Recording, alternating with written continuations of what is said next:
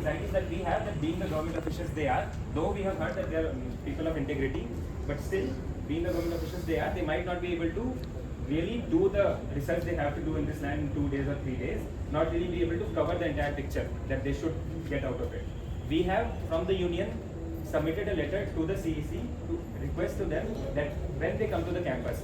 So as you know, when the High Court registrar came to the campus, the officials who were present on the scene tried to limit him to a small area and show him a very small area of the 400 acres and send him away. It was the union and various students who intervened and saw that that was happening and took him to the rest of the land, took him to as far as Peacock Lake, where he was able to see how the deers were being chased by the dogs because of deforestation, where he was able to spot the wildlife that is actually present in this campus.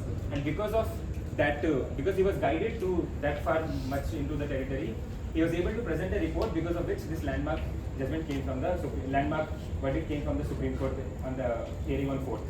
So it is very vital that when the CEC comes, then also we make sure that it is not left up to the officials of the government, officials of this administration which has betrayed us every single day this entire movement, that is not left up to them to guide these CEC officials. We have written a letter from the union to CEC requesting that they should allow us to accompany them and that they should hold a public gathering with all the university stakeholders so that everyone can make the case for this 400 acres, show them what the damage has been, show them what the biodiversity used to be like and what is still there, and show them the extent to which the community is invested in the security of this land. So we have asked the Vice Chancellor also to forward the same letter, write a similar letter from the administration so that it makes our case stronger. He has agreed to do that. He will write that letter.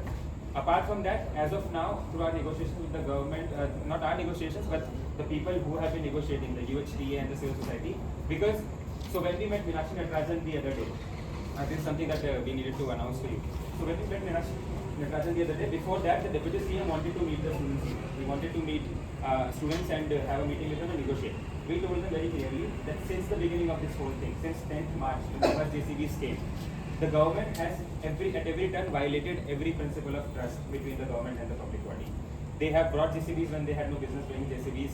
They have maligned the movement by by any small leaders, by the chief minister himself. They have been trying to malign the movement. Even now, they are trying to divert the issue from the agitation, the justified agitation that it is, to say that this is an AI and misinformation issue. Even when the hearing happened last time, the High Court hearing, where the dates were postponed, the only thing that the council for the government had to say was that there's a lot of misinformation and it is tearing the fabric of our society, so we need to address this misinformation.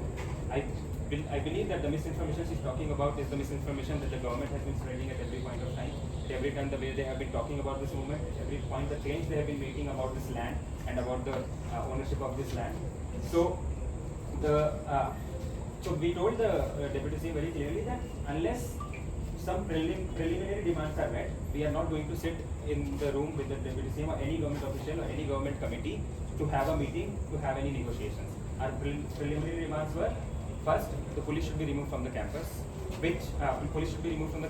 and the FIRs and the cases on the other students should be dropped. Naveen Eram and Rohit should be able to walk out of the jail.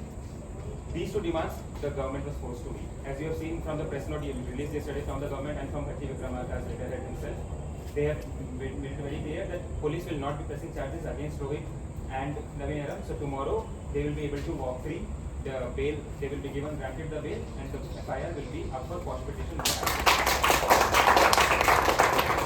That is the first thing. Secondly, they made it very clear. The government, friends, you have to note this. The government has made it very clear that they are willing to withdraw all the police from the campus, apart from the 400 acres area, because Supreme Court has requested the government to. Supreme Court has given the directions to secure that land until the CEC comes. Apart from the 400 acre area, every place, every post in the university, the police has to be removed. And the Deputy CM has clearly said that if the university agrees to it, they will withdraw the police.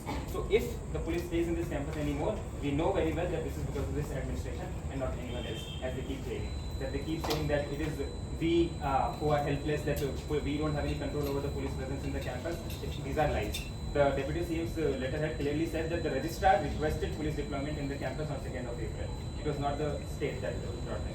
So they have been, this whole time we have been thinking, and they have been trying to give the image that they have been very passive, that they have been very helpless, the administration, that it is not up to them, because the state is involved, the government is involved, it is not up to them.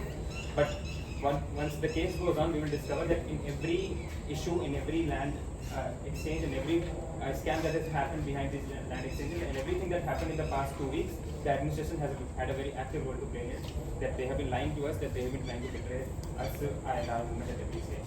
So the police, as Umesh already announced, the VC has agreed that they will respond to that request from the deputy CM, and they will request for the police to be withdrawn.